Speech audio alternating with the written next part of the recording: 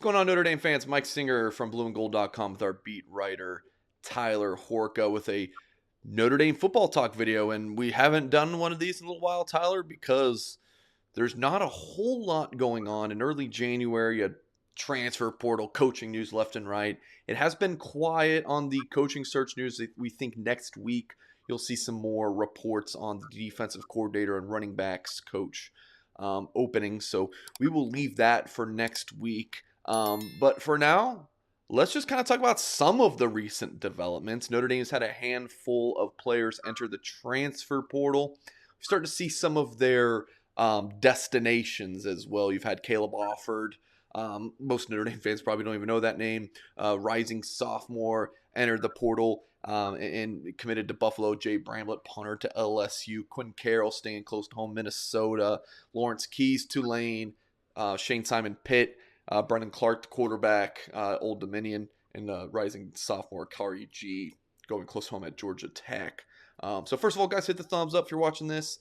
Subscribe to our YouTube channel. And then, Tyler, why don't you tell us any of those surprising or kind of interesting destinations for you?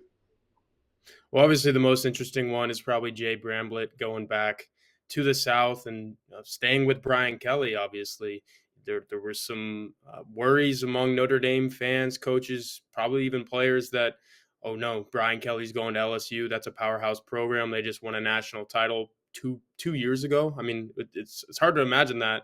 A lot's happened since then, but LSU's only 2 years removed from winning a national title. So you'd think a lot of players would be like, okay, let's go home. Jay Bramblett's the only one that's done that so far. So I don't really expect anyone else to do that, but it was interesting to see that Notre Dame's going to lose its 3-year starting punter in Jay Bramblett. So that one's really interesting. Anytime a quarterback goes anywhere, it's obviously really interesting. So I think a lot of Notre Dame fans, just being that Brendan Clark was at Notre Dame, probably had some high hopes for him. It's going to be interesting to see what he does at Old Dominion. I know Old Dominion's not really a powerhouse football program in college football, but it'll be interesting to monitor what he does there. I guess some of those other guys, it'll be interesting to see what KJ Wallace, who just entered the transfer portal not too long ago, he's probably the most recent guy of Inside the Garage podcast fame. He talked about it a little bit on there. For him, it's just a situation where he wasn't getting a lot of playing time at safety. Notre Dame brings in an All-American safety and Brandon Joseph from Northwestern. DJ Brown comes back. Houston Griffiths comes back. I think Ramon Henderson is really good at safety. Xavier Watts is trying to play his way into some playing time. There was no room on the Notre Dame roster for a guy like KJ Wallace. He kind of laid that out there on Inside the Garage, and he said, look, I'm getting a degree from Notre Dame this semester. He's going to walk away. He's going to leave South Bend with a degree that not a lot of people across the country have. That's awesome for him, and he's trying to go get playing time elsewhere. It's kind of a win-win situation for KJ Wallace. Tyler, the one I find pretty interesting is Lawrence Keys goes to Tulane. Now it's an in-state school for him, that he's from Louisiana. But Chip Long, former Notre Dame offense coordinator, was the OC over there, and now Chip Long's at Georgia Tech. So still, he has that in-state factor going back home. But I'm sure part of the reason he was going back was Chip Long's there, but now he is not. You did mention KJ Wallace, Inside the Garage. What happens with that podcast? Cam Hart is back. And then the Connor Radigan, the walk-on receiver, he's back. Kyle Hamilton's going to the pros, and KJ Wallace no longer at Notre Dame. Inside the Garage podcast, I don't know if people watching this video were listening or watching that podcast. It was pretty good. So what's the future for that? Yeah, I've probably written 5 stories on blueandgold.com just out of Inside the Garage, maybe even more, to be honest. It's been a long time since the season started, but I remember that was kind of a weekly staple for me. Was okay, I've done all my previewing. We've talked about whoever Notre Dame is playing this week enough. Let's go to Inside the Garage on Friday and see if we can spin a couple stories out of it. And a lot of times I did. So the last couple weeks I've listened. Obviously, you said Kyle Hamilton is out in California training for the NFL draft. So they just announced on Inside the Garage this week, or maybe it was last week, that Cam Hart had a minor procedure, a surgical procedure recently. So he's actually been off the podcast. So you've had Radigan as the only guy currently on the Notre Dame team that's been on Inside the Garage, kind of talking through some things on there. It's been an interesting dynamic, but KJ Wallace said wherever he goes, he wants to keep the podcast a thing. Kyle Hamilton's going to be making NFL money pretty soon, and he said I can carve out an hour here and an hour there to do Inside the Garage. So it's kind of an outside the garage type thing, being that Hart, once he's healthy, and Radigan will be the only two guys that are actually at Notre Dame participating. But it's been a really good listen for media types, fans, all types of people, and it sounds like they're going to keep it a thing. It'll Inside the Garage will live on.